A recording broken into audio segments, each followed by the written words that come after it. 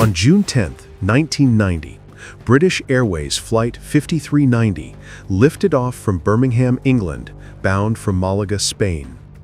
At the controls was Captain Tim Lancaster. The first minutes of the journey were uneventful. Passengers settled in, cabin crew prepared service, and the BAC 111 climbed steadily into the sky. But just 13 minutes after takeoff, disaster struck. As the aircraft passed 17,000 feet, a thunderous explosion shattered the calm. The left windshield of the cockpit suddenly blew out, and Captain Lancaster was sucked headfirst through the opening. His upper body dangled outside in the freezing slipstream, while only his legs remained wedged against the controls. At that very moment, flight attendant Nigel Ogden stepped into the cockpit.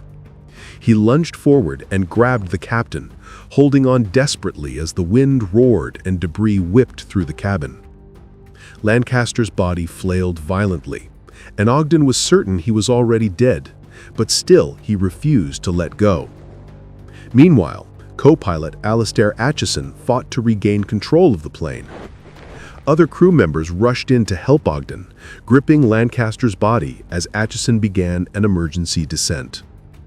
For nearly 20 agonizing minutes, they held on, knowing that if the captain slipped free, his body could strike the wing or engine and doom the entire flight.